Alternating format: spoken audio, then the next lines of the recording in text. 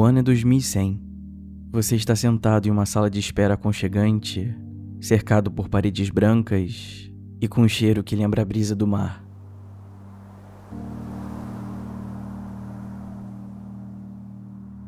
Está sentindo um pouco de dor nos braços e pernas, mas tudo bem. São as consequências de ter vivido por quase 97 anos. E de repente, o seu nome é chamado em um alto-falante. Uma médica com um jaleco branco impecável vem ao seu encontro e te direciona para uma sala. Está mais escuro, um pouco frio. Sem avisar, uma sensação de ansiedade começa a tomar conta do seu corpo. Após conectar diversos eletrodos em sua cabeça, a médica te olha sorrindo e pergunta: "Você está preparado para ter sua mente armazenada?"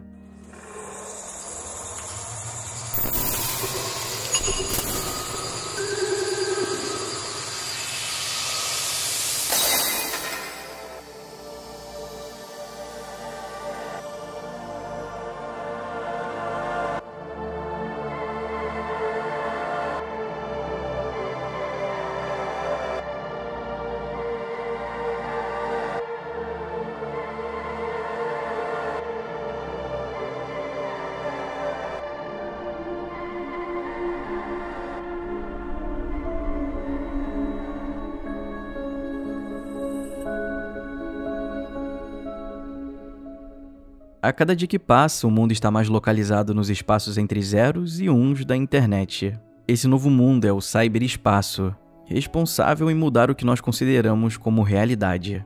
Para muitos cientistas, a realidade não é formada primariamente por matéria ou energia, mas sim informação. Por mais que matéria e energia possam carregar informações, elas se mantêm distintas. É como se fosse um padrão em vez de uma presença. Então, o que é realidade? É o mundo físico ou informação? A partir desse e outros questionamentos, uma hipótese para um novo conceito surge. E se nossa mente fosse apenas informação? E nesse caso, poderíamos carregar o cérebro em um computador, livre desse nosso corpo mortal. Não haveria mais dor, não haveria mais sofrimento, não haveria mais morte.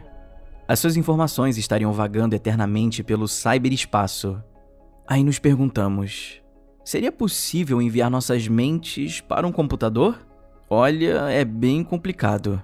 Primeiro que definir o que é mente não é uma tarefa fácil. Podemos dizer que a mente é o conjunto de habilidades da consciência e inteligência que permite a fluidez da nossa imaginação, reconhecimento e sonhos.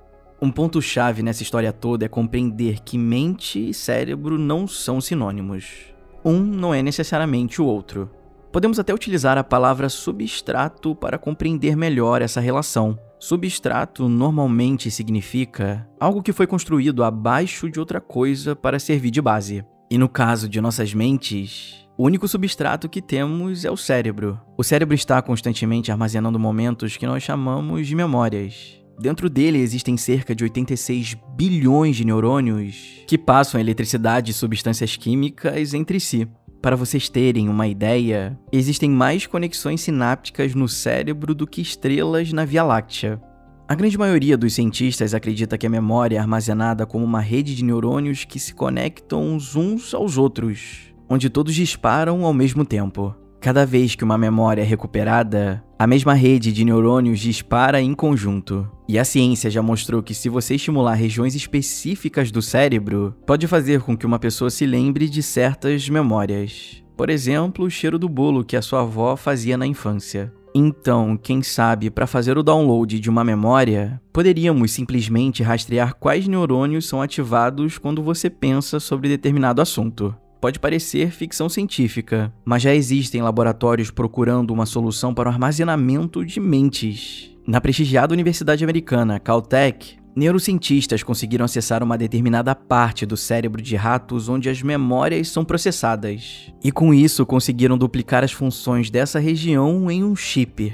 Mas isso não significa que conseguimos reter informações do cérebro em um dispositivo eletrônico. Porém, que pelo menos em princípio, talvez seja possível transferir a nossa mente em algum ponto. Quando a gente pensa em números, seria necessário algo em torno de 1 zettabyte de capacidade computacional para executar uma simulação do cérebro humano. Traduzindo isso para a realidade atual, toda a capacidade computacional do nosso planeta. Ao visualizarmos o cérebro, é importante lembrar que neurônios são células sociáveis. Eles não conversam apenas entre si, falam com receptores sensoriais, a medula, células musculares e assim por diante. Por isso, um dos grandes desafios da humanidade para criar uma tecnologia de armazenamento de mente seria o desenvolvimento de mapas das conexões a nível molecular, algo como fatiar o cérebro em fatias fininhas e digitalizá-las. E pode acreditar, a ciência já está fazendo isso também. Ainda não de uma forma tão complexa com os cérebros humanos, mas para recompor a conectividade estrutural do sistema nervoso a nível molecular, chamada de conectoma, de moscas, nematódios e camundongos. Tudo bem, a gente sabe que o cérebro humano é muito mais complexo do que o sistema nervoso desses animais, mas já é um começo.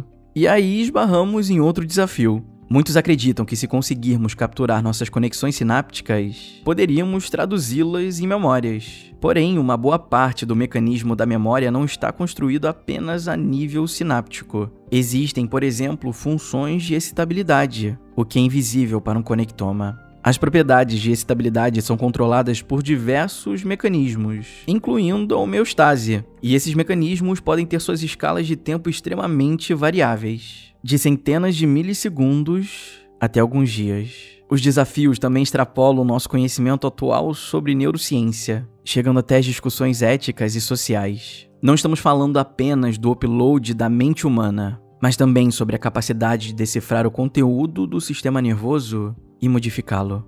Quando a gente chegar nesse nível de manipulação, poderemos ler a atividade dos neurônios até decodificá-los. A partir do momento que decifrarmos essas conexões, teríamos acesso a toda a atividade mental do ser humano, não só a atividade consciente, mas a subconsciente também. Isso supera qualquer preocupação de privacidade de dados. Estamos falando sobre privacidade mental. Olha, tudo isso é um quebra-cabeça complexo, obscuro e muito perigoso. Talvez alguns desafios sejam resolvidos com o tempo, à medida que a tecnologia alcança a nossa imaginação e curiosidade. Também teremos muito tempo para refletirmos se os riscos e incertezas valem a pena, ou até mesmo se essa é uma escolha responsável para o futuro das nossas mentes. Mas eu entendo. Existe um desejo intrínseco de nos libertarmos dos limites da experiência humana. E por enquanto, continuamos existindo em um universo infinito, limitados apenas pelas leis da física.